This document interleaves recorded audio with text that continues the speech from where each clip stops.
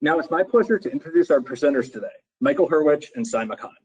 Michael Hurwich is one of the world's leading pricing, revenue, and strategy management consultants, with nearly 20 years helping Fortune 500 and other companies with the development of pricing strategies, tactics, research, and training. Saima Khan has over 10 years of experience in creating pricing strategy in portfolios, revenue management, and business planning, the majority in international markets. So with that, Michael, Saima, welcome. Thank you, Nick.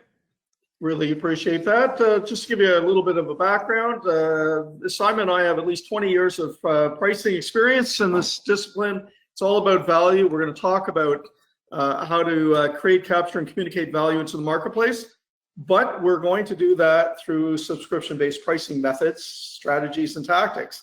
So today, what I'd hope to do is give you some interesting insight around value-based pricing for subscriptions. In other words, how do we overlay what we teach and how we work with our clients and overlay that into a subscription strategy and a process by which is beneficial to both the customer as well as the organization or the company that's delivering that service. One of the interesting things I want to start with is to highlight the fact that subscription-based strategies or approaches is something that is not, it has been around for a significant amount of time, but it's primarily been around on the consumer side, B2C, business to consumer. Most of us are familiar with subscription approaches through cable TV companies, your cell phone or your telephony type of businesses, or newspapers for that matter. I think those of you who are old enough, like I am, would be somewhat familiar with subscribing for a newspaper service that would either be on a monthly, quarterly, or yearly basis. Those days have evolved, and certainly subscription approaches even have evolved across all industry verticals. It's not relegated to communication type businesses or those that evolved primarily around digital communication or communications such as TV, but really a whole cross-section of industries have evolved into subscription-based strategies. I'm going to give you some examples of that. We'll even highlight, Saima and I will highlight some examples even from our existing clients who are launching subscription-based products into the market. So let me begin. What is the essence of value-based pricing in general? It's all about Mazda, and for those of you, that's not the car. It's not the car Mazda, but it stands for meaningful and sustainable differential advantage. And it's really your differential advantage, your DA of that acronym, that provides you not only a price, but some advantageous price in the marketplace, perhaps even a premium. So your product either has to be meaningful, it has to be sustainable. In other words, the strategy you impose upon customers has to be sustainable. If you can't sustain a price drop, then you're not going to be in business very long. And the product itself has to be of significant quality and be acknowledged by the customer to be value added, after which they'll not only trade their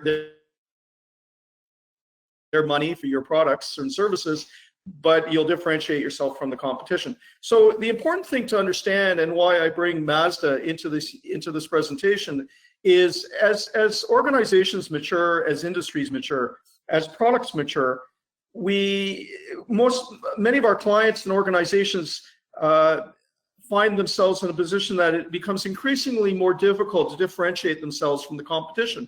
Products become mature, there are many players in the market, they all seem the same, and therefore it's harder and harder to get the price that one deserves. And when products mature, the differentiation ultimately becomes the service. The differentiation is based on the service side, and that's why I brought this. We're presenting to you a subscription-based approach to the market, because subscription-based strategies is primarily based on a service-based approach.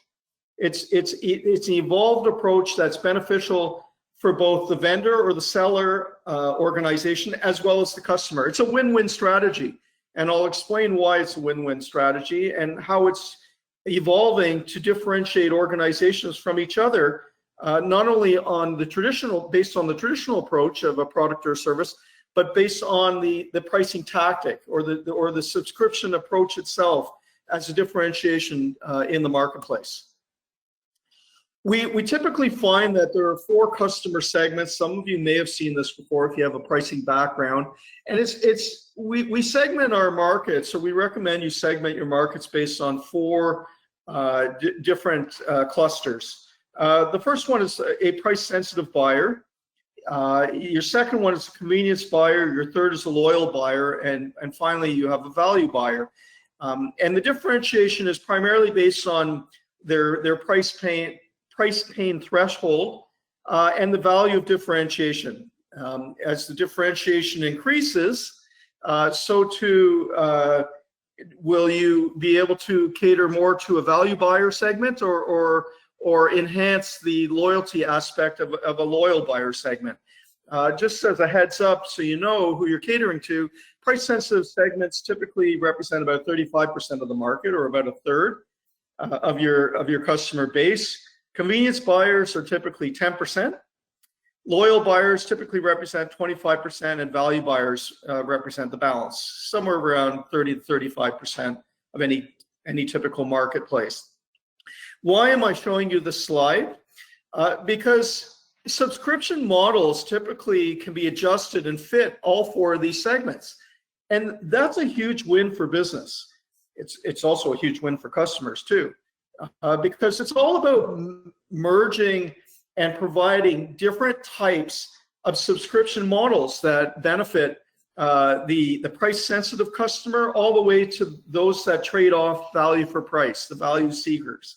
And it's important because as companies continue to grow and evolve, and if you want to organically grow within your own customer base or seek new markets, subscription models is a very good fit and can be designed as a basis to service or serve each and every one of these types of segments, because there are different types of pricing models that are recommended and can be supplied to every one of these clusters of customers without compromising any one of the segments. So long as you learn how to fence off different value offerings with different price points or different pricing packages to meet the needs of each one of these segments. The danger, of course, in not doing subscription modeling well is that some customer segments that tend to be inelastic, such as loyal and convenience buyers, may benefit from price-sensitive or value-seeking product and service offerings. And there's some danger in that companies tend to leave money on the table when they don't develop an appropriate subscription model that meets the specific needs of each one of these customer sets. So it's important to talk with your customer and ask them about what they're buying, not communicate what you're selling. And it's a little bit of a paradigm shift when you think about subscription-based models, because what's important is understanding what the customer is truly buying and why they're buying it. We find many companies tend to get hung up in what they produce, and they communicate what they produce, the products and services, while ignoring what customers are truly buying. And you know, in today's marketplace, especially with COVID, we see the winners are all about adjusting to the market needs. Those that were online, that even had subscription-based models that communicated online and serviced online, tend to be the winners versus those that had traditional models where someone would go into a store or needed to touch and feel the product or service before they made an acquisition. Today, everything, including subscription-based models, it's all about time.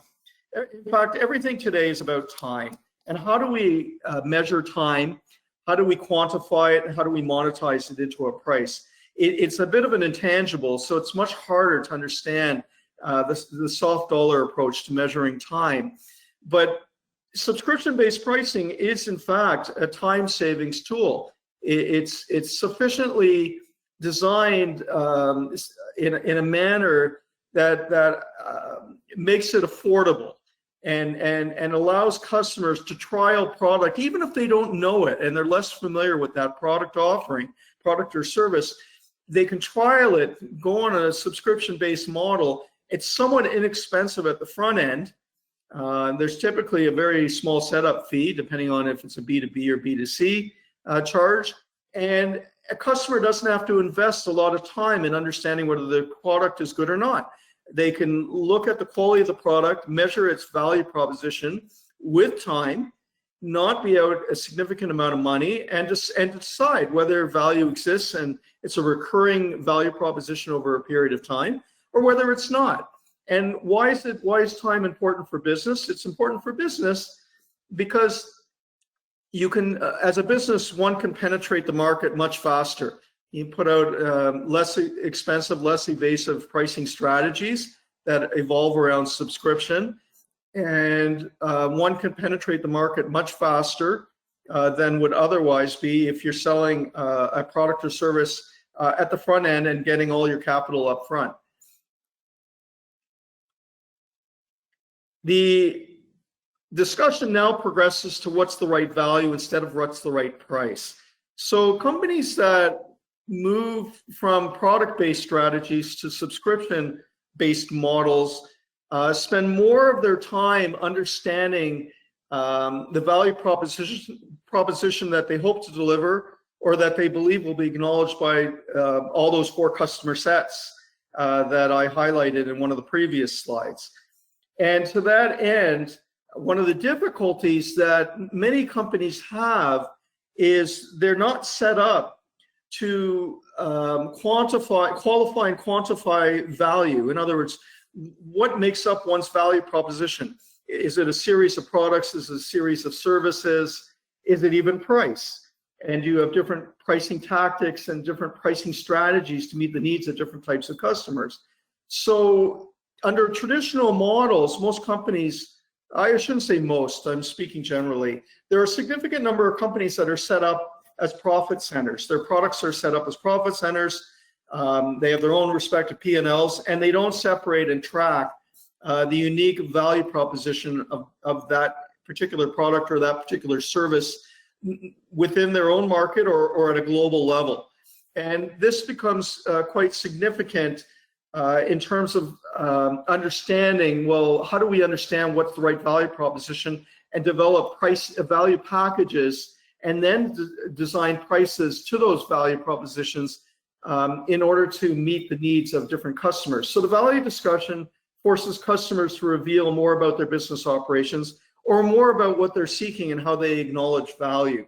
And that can be difficult, especially for business-to-business type organizations who do not spend a lot of time qualifying and quantifying the unique attributes or criteria that make up one's value proposition in the marketplace. It requires a level of research, value research, as do our clients who ask us to help them go into the market and understand, how important are a series of criteria that are being delivered and what value is being ascribed to each of those elements that make up those criteria, or what we call the decision selection criteria. So the new economy looks like this. There's been a huge transition from products to subscriptions. So we now live in a subscription-based economy, and it's evolving very quickly. There's roughly 7 billion, or most of the planet, are potential subscribers to cell phones, mobile technology, social and web. About 80% of customers are demanding new consumption models. What we see is some of the most significant and successful companies in the market. I just highlighted a few, like Amazon, Amazon Prime, there's now Amazon Business. I'll show you an example. All the way down to Sirius Satellite, Dollar Shave Club, Spotify, Bloomberg. All these successful organizations are transitioning from a traditional mode of business and selling into the marketplace. So I call it a sort of a one-time captive audience purchase to a recurring stream of revenue where you have a significant relationship with the customer, and it's an ongoing relationship. And the good news for the customer is it forces business to evolve and adapt and generate value on a go-forward basis. And the challenge for business is to understand on a go-forward basis, even as competitors enter the marketplace, how do I differentiate? How do I provide a value proposition through subscription-based modeling that is uniquely different or is attractive to my customer base? Today's customers are in control, they're informed. 70% of customers are through the buying cycle before they even contact you. I'm sure that's not unfamiliar to most of you who have some level of understanding of what you're buying before you actually buy it. You can easily go on the internet, do your homework. There's all kinds of communication methodologies out in the marketplace where the customer is informed and can make some quick decisions and trade off one's value proposition to another. The goal is to figure out, how do we differentiate? How do we capture our share of wallet, our share of the customer base? And subscription-based modeling is a form to penetrate a market much faster. And again, it's a less costly undertaking. The key is to understand the value that's intrinsically inherited by one's products and services. Understand what makes up that value. One of the things, let me keep going. So there's about 7 billion, as I mentioned, 7 billion people are connected to the marketplace.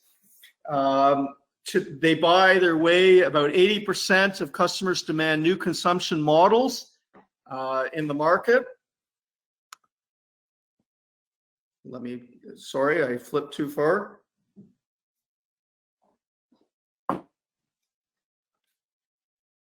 Research shows there's faster growth. Research shows the subscription-based companies are growing much more rapidly than the Fortune 500. Why? Buyers have lower entry costs, so it's easier to win new customers. Buyers don't have to commit to a considerable upfront expense. Companies are often win new business without the need for salespeople to close on larger transactions. And as long as companies keep new customers happy, they continue to pay.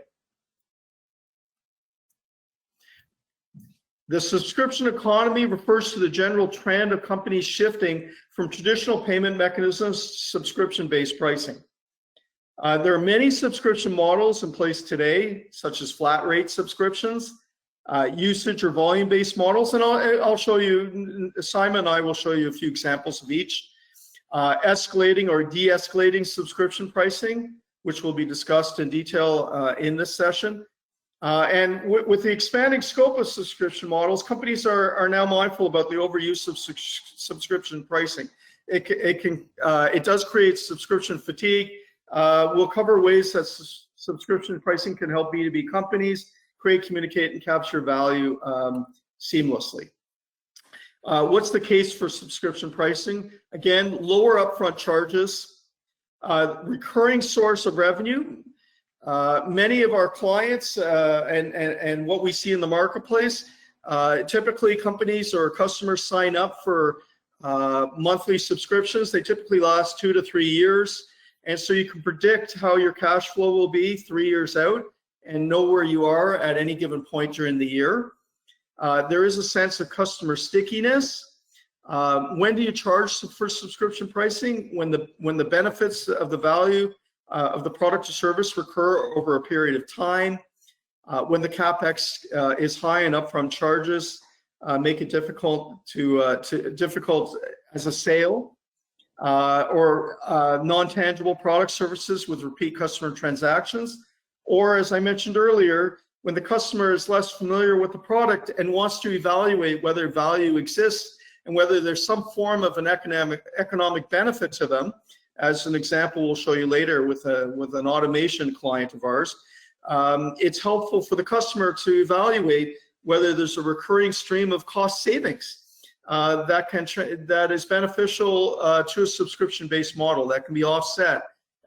In other words, if the vendor can prove the value, the economic benefit to the customer, and the customer realizes that economic benefit, you're aligned in terms of a trade-off between low cost at the front end for the customer and to some extent high penetration for the vendor, who can ultimately penetrate a marketplace, prove their value proposition, and obtain a recurring stream of revenue with time, and continue to introduce new products and services to the very same customer that they otherwise would not have been able to communicate to after a one-time purchase.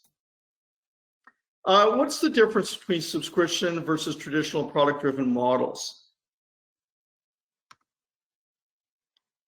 Subscription companies start the year with whatever sales they ended with last. Each new sale is incremental revenue. It's not uncommon for a subscription company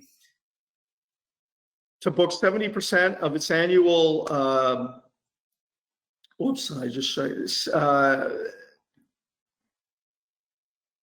Did I just skip a page here?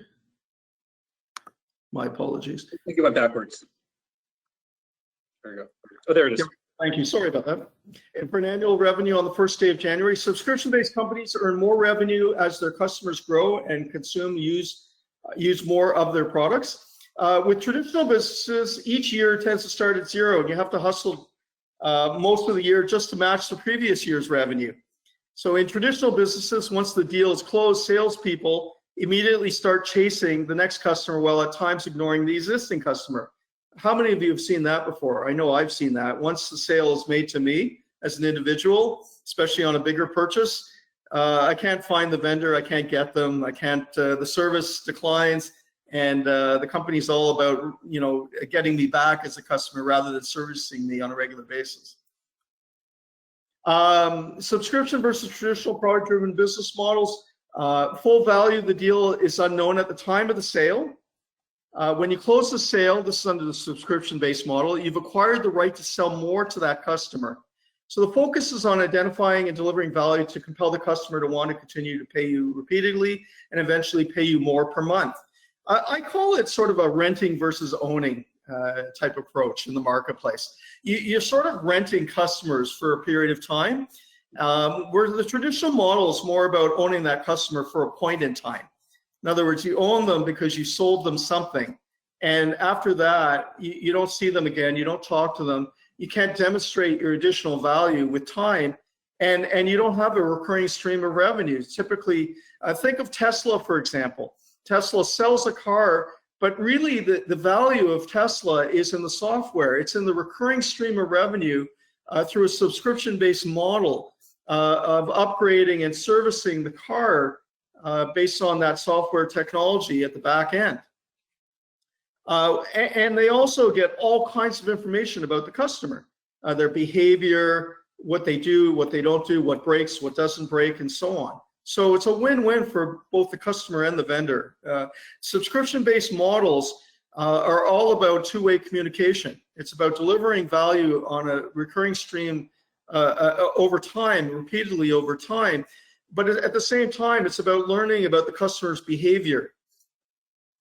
With a traditional business, the value of the deal is known up front. You know what the customer will buy and how much they will pay. And that's about where it ends, typically.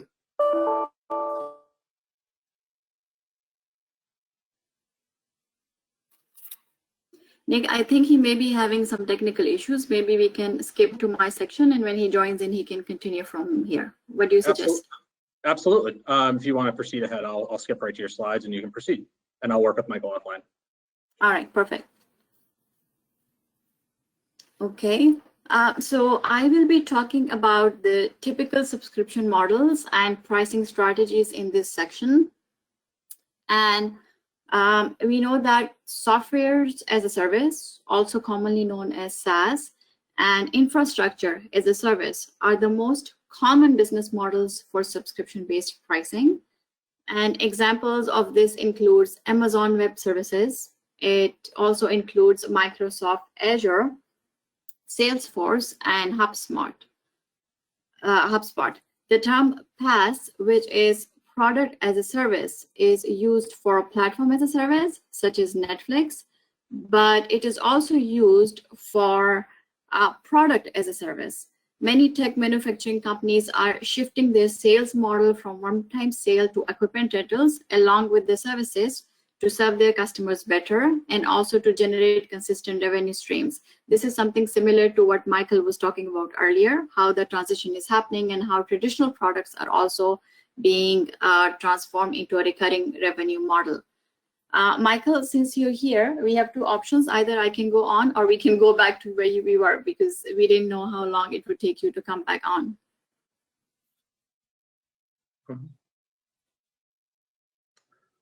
I cannot hear you. Saima, I would continue. I'm working with him. Let me take care of this. I'll work with him on his audio. Okay, I would just all right. proceed.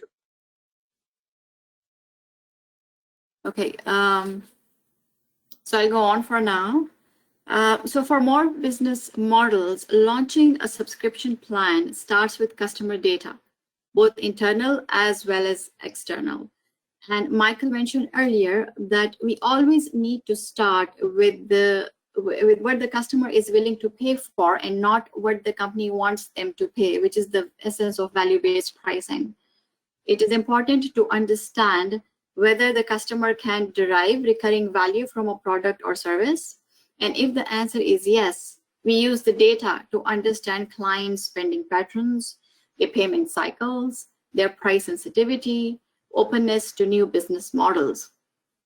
Like all pricing portfolios, it is important to keep evaluating the performance of subscription plans and be agile and keep adjusting with the changing market dynamics.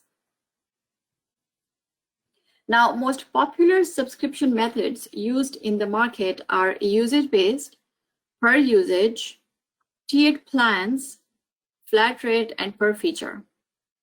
Freemium is a very popular model, especially for SaaS companies, and it can be combined with any of the other methods. Now, I'll just skip through the slide and I'll dive into each of these in the coming slides. First one, usage-based. It is popular with infrastructure products like Amazon Web Services, but it's also found in other products.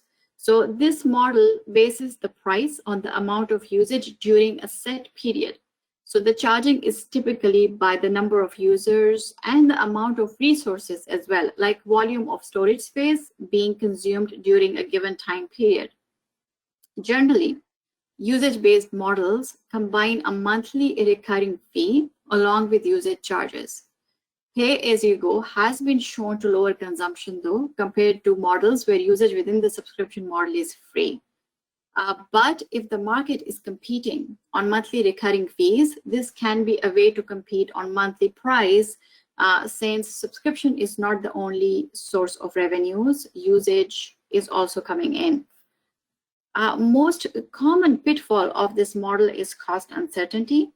Since usage and billing both can fluctuate, customers are left unsure of what their monthly cost will be, and providers are left with uncertainty regarding revenues as well.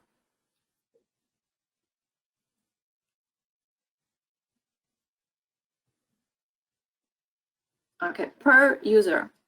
So per user pricing is heavily used in software products. As the name suggests, the price is set by the total number of users within the organization using the software. This is a simpler pricing model, and it saves the client of billing complexity. This model tends to lead to lower software adoption within an organization, since the cost of each additional user needs to be justified and you're paying per user. We have a modification of this, which is per active user. And this is a variation of the previous one, like I mentioned, and it addresses the issue of usability within the organization and therefore leads to better software adoption, since you're being charged only for the active users and not for all users. Third one is tiered user, and this is a slight variation of the previous two models, where users or the usage is clubbed into groups. Tiered packages may include even features to further differentiate the value of each offering. Now, tiered pricing is one of the most versatile pricing models, and it's an effective model in onboarding customers at a lower entry price and upselling them along the way. So depending on the product or service, though, like the only pitfall, that there is a possibility of unaddressed group of customers in this model. Somebody who is way above the tier or somewhere in the middle, their needs might not be addressed like they would be in a usage-based or per user model.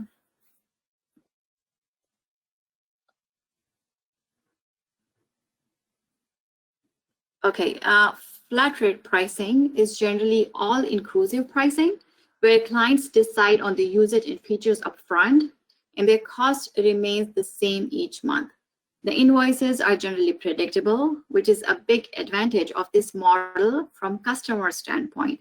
However, when it comes to explaining and selling the product, it can be challenging to set a price that is attractive to smaller businesses while charging enough to avoid the potential loss in profit from larger enterprises.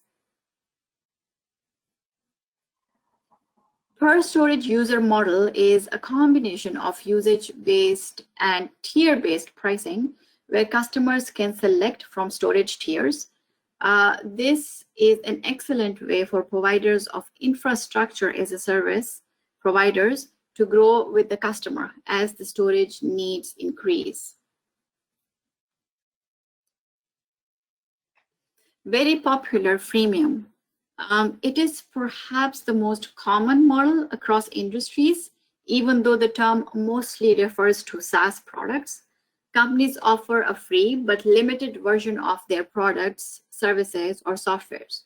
The idea here is to provide great customer experience with the right product market fit and hook on the customers who will later shift to fully paid purchases.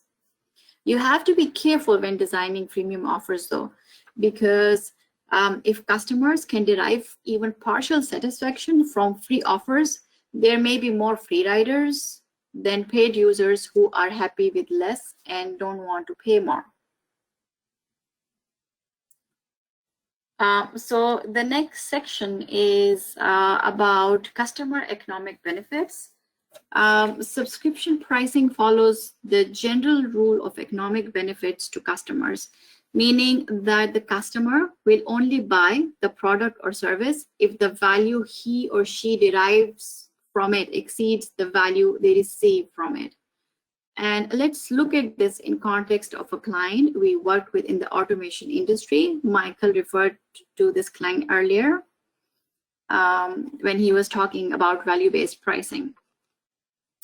Like many tech companies, our client sells tech equipment to multiple industries, such as manufacturing, infrastructure, medical labs, and other facilities. As the typical past cycle goes, our client has developed smart solutions and services to go along with the equipment, which can help automate facility operations and maintenance, as well as create operational savings.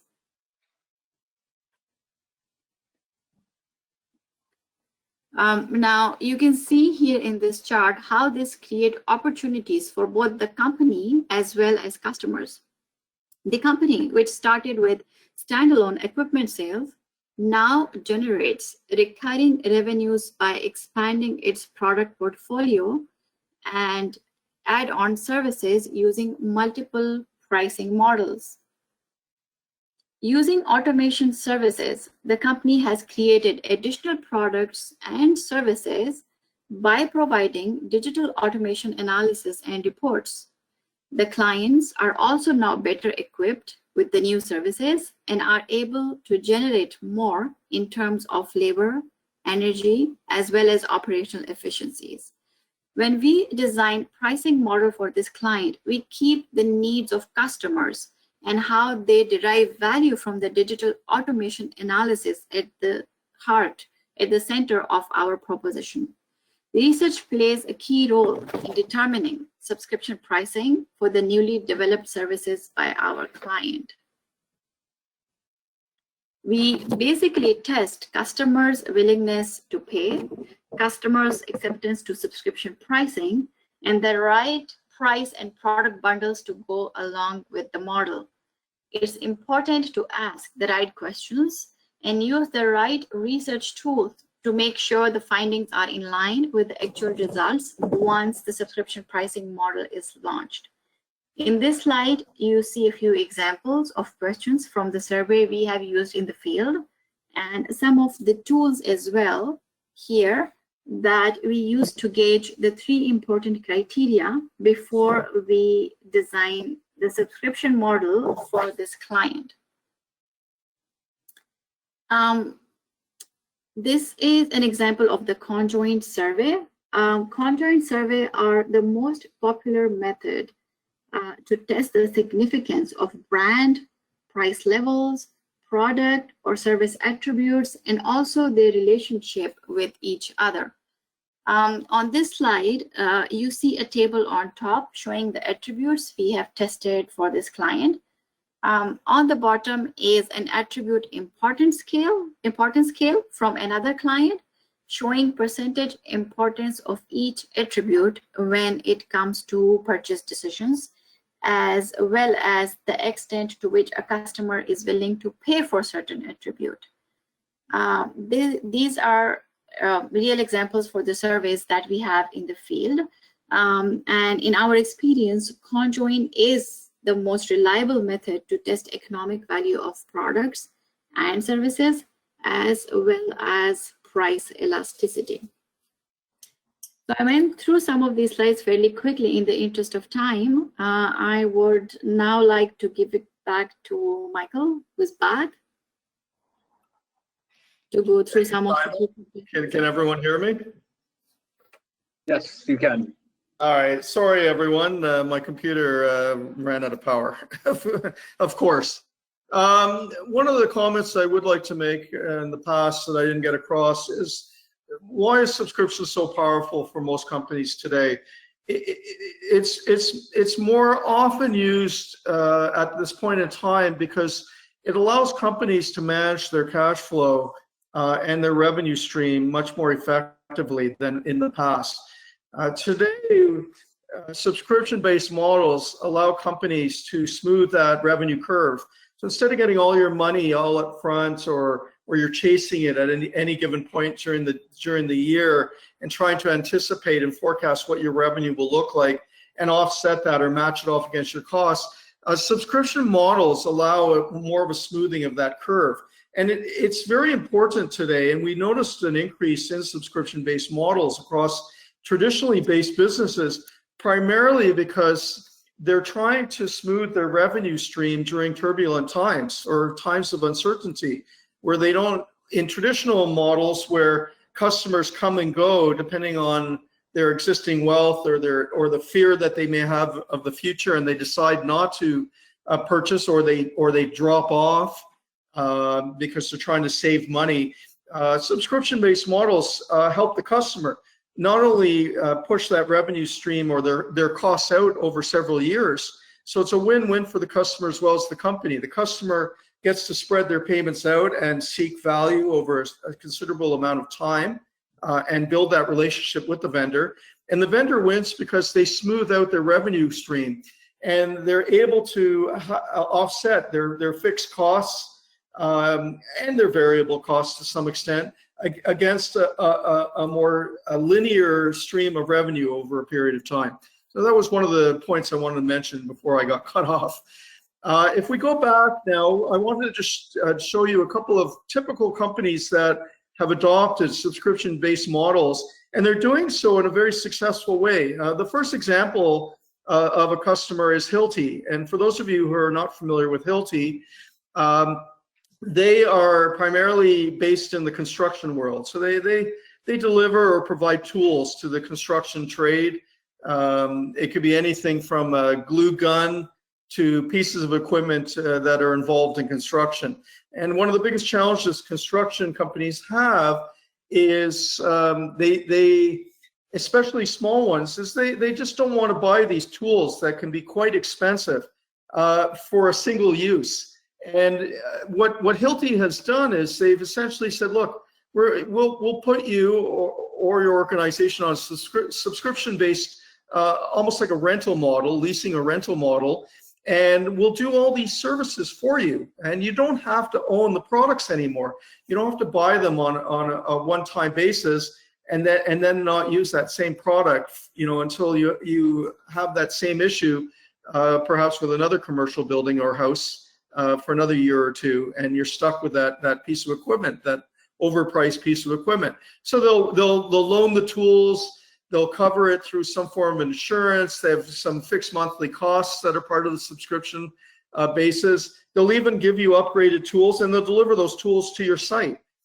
So subscription-based strategies are have often evolved from moving away from a product-centric approach to a service-based approach, where the whole goal is to provide a stream of different services utilizing the existing products that all the companies have in their arsenal. Another example, if I can pull it up, and well, here's Hilti. Here's just an example of the various subscription packages that they offer. They have a starter, which is not unusual, as you'll see amongst many of these examples. It's typically, I call it a single source or single individual or single user type subscription package, followed by sort of your most common one, which is the standard $100 per month. Then there's a premium and then an ultimate. Typically evolves from a single individual to multi-users to enterprise-wide type base models. And you'll see, you know, in Hilti's example, they have they'll UPS the tool to your site. They'll have a standard 1 to 3 business day delivery, a job site courier, or even a job site same day service. I call it rush delivery, and it's for the convenience customer. If you recall my 4 customer segments, each one of those options that Hilti is highlighting here could or would fall in to any one of those 4 customer segments that we identified in the earlier slides. Another example, this is a software SaaS-based marketing and sales service software company, is HubSpot. For those of you who are familiar with HubSpot, it's a typical SaaS offering. You can see, again, they start off with either probably a single user, a starter price, and it's usually very inexpensive. It's for early adopters or individuals who are not part of a larger enterprise. Then there's typically a professional-based one and an enterprise-based approach. What makes HubSpot's pricing work for them is the ability to fit the subscription model with the needs and budget of the customers. And again, HubSpot is no different than some of the examples that we show you. It's very typical in subscription-based models to design and fence off different types of customers based on different needs, different size organizations, and different budgets. Some other examples of spin-off subscription-based models, Instant Ink from Hewlett-Packard, Smart Ink refill service. Remember I said earlier, it's all about time.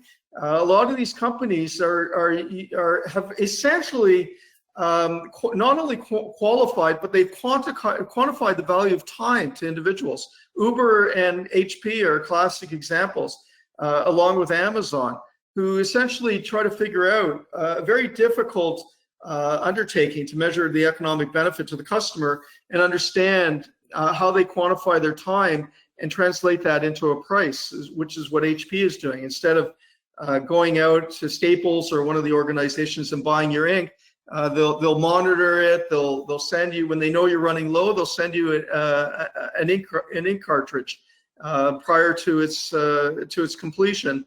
Saves you time. Is subscription-based models. There are a lot of different organizations developing subscription-based models in the marketplace because, again, it's about building relationships and having an intimate knowledge of a customer experience. Here's another example. This is called Simon Says. It's a speech recognition software. Again, a typical offering might be a pay-as-you-go, typically for an individual consumer, and a starter.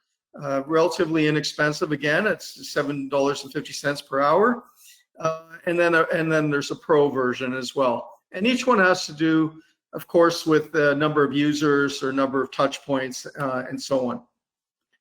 One of the 2 last slides, and then I'll close off. One of the important takeaways here is when you're designing subscription models, Or in fact, if you're designing any sort of pricing tier model, for that matter, always keep in mind the whole concept of price anchors.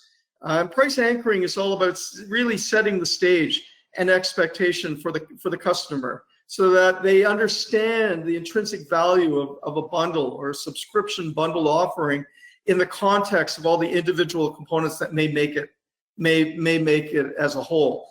This is an example from The Economist, where they're showing an example of your hard print, which they want to charge $125 for, and then there's your online subscription-based model, which is only $59. And you can see how it splits out in example number one, where you have The Economist online for $59, and then print and Economist $125, and you only get 32% take.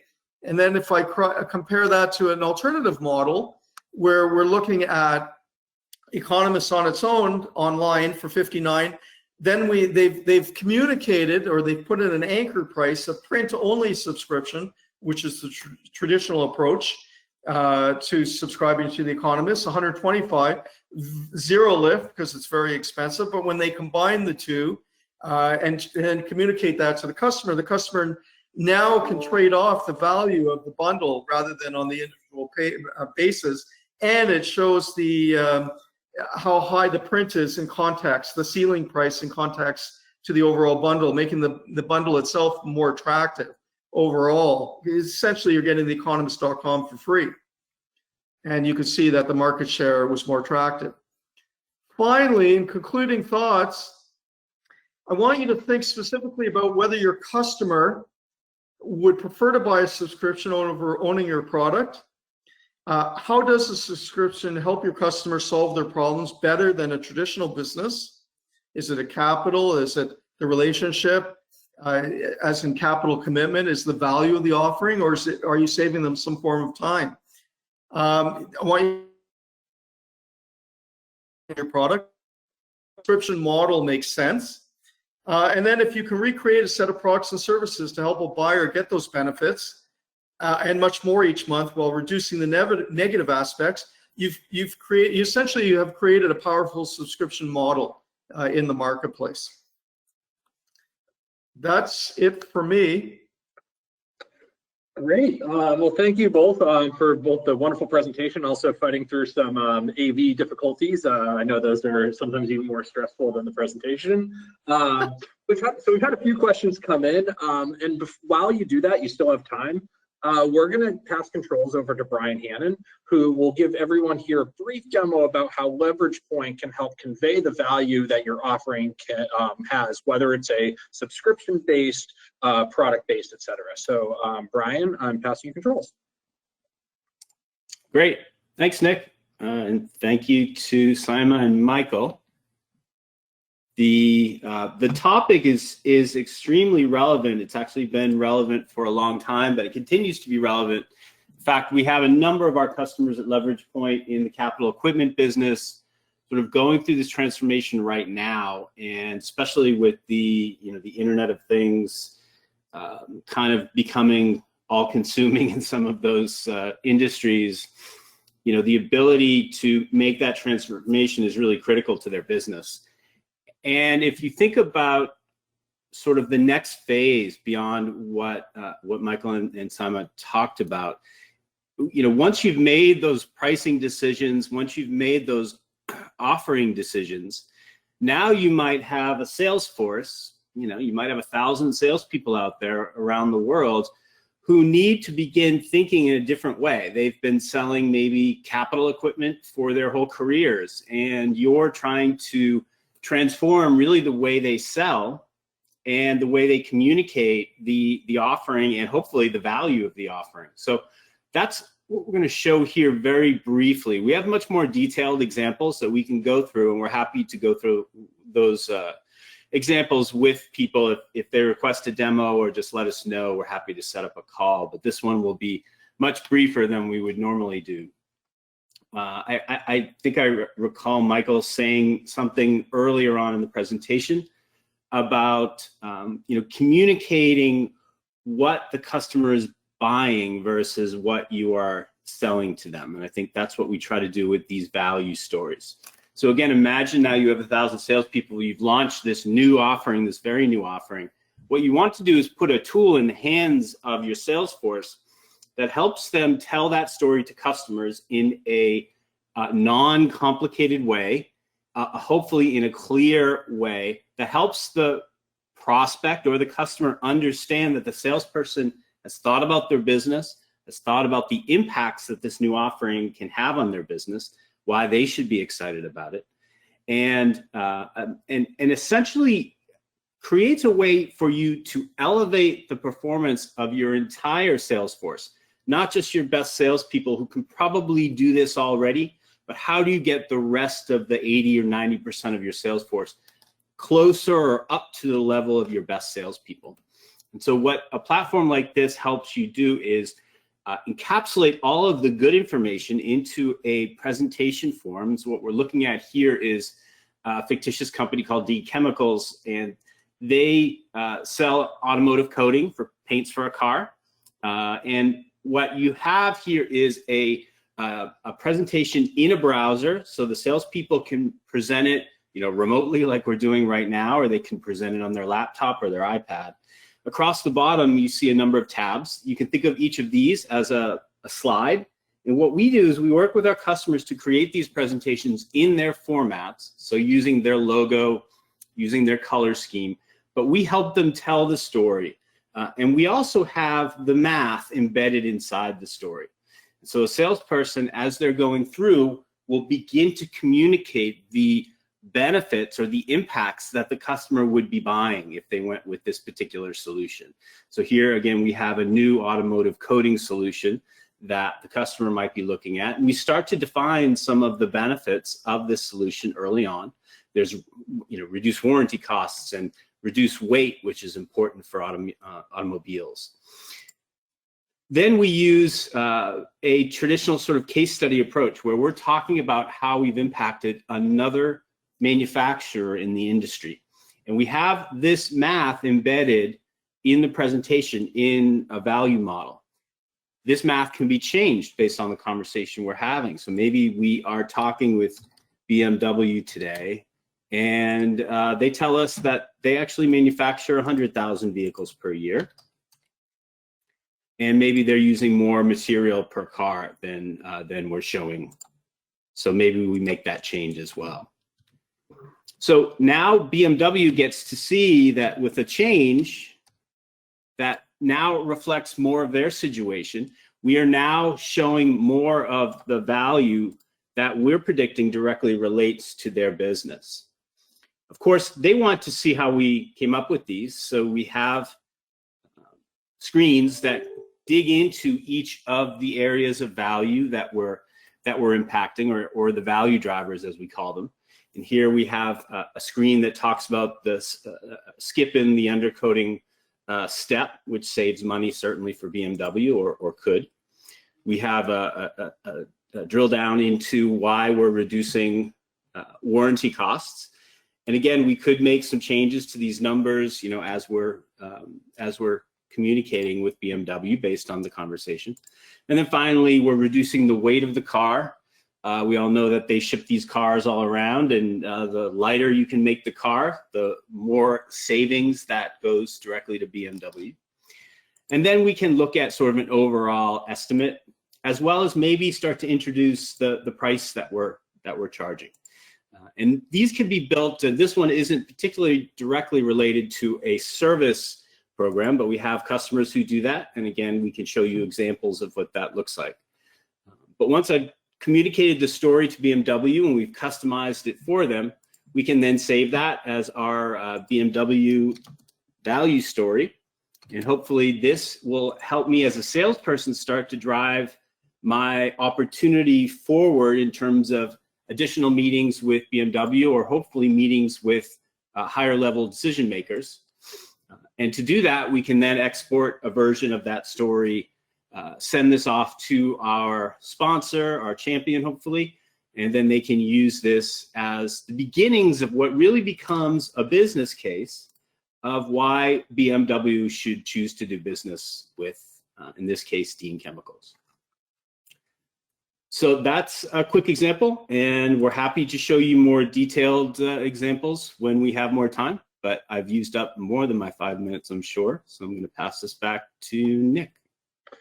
Thank you, Brian. Yeah, and we have a couple minutes left, so we might have time for one question, but we've got way more than that in here. So Michael, Simon, if it's okay, maybe we can field the rest of them offline and update in maybe a blog post or reach out to the individuals that asked, if it's okay with you guys. Yeah, sure. Sure. Yeah, I think that might be a fun new thing to try. But let's try one. This question I think is a good one. So, what are there any industries that either of you think are due for a broad-based shift towards value-based or subscription-based pricing models over the next 5 years? Saima, do you want to take it or you want me to take it? Yeah, I'm okay. I can quickly give you an example. I think a lot of tech companies can now do that, like the automation example that we just gave.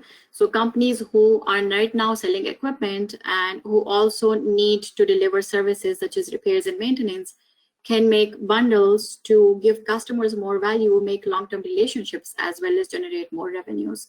So that's one area that I see shifting towards subscription pricing models very, very fast. Michael, if you want to add. Yeah, I see any mature industries that have traditionally been not only capital intensive, capital based, where customers have to purchase the equipment, and they used to purchase it up front, either through some CapEx type program or spread out in some leasing arrangement. I think a lot of these mature industries, like the automation industry, car companies, for example, even oil companies, all these companies have to prove their value proposition over and over again, or their high capital intensive purchases, especially on the consumer side, as Brian's example. If you're selling a BMW, my belief and what we've been seeing with some of our largest clients, like Siemens, as an example, at a global level, are moving away from a traditional cost plus capital intensive based approaches to the marketplace. They're now transitioning towards subscription based strategies, not only to penetrate the market faster, but at the same time evolve with the customer, have intimate knowledge of how the customer is evolving, how they're changing their buying or user behaviors, and adapting their models accordingly to meet the needs of the customer base. So we see it everywhere. We see it in construction, as in the example I showed you, with Hilti. And this has become a subscription-based economy where people throw things out after a few years. They don't want to own anything anymore. So one needs to think about moving from a traditional product-based approach to servicing customers' needs to a service-based approach. It's all about developing products and services, but in a mature, what we call a maturity life cycle for pricing. The natural transition is towards subscription models, allowing customers to build a relationship with that vendor, have a high expectation of value because they have intimate knowledge. They're able to understand what's out there today very quickly. And subscription-based models can deliver on those needs in a cost-effective and fast-paced environment.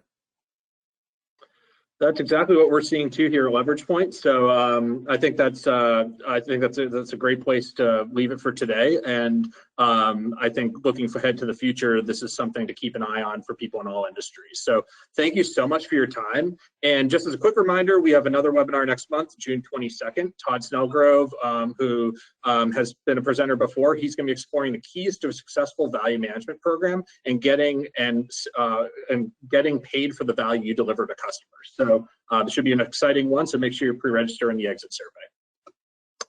And for all of us at Leverage Point, a big thank you to both our presenters today, as well as the whole audience for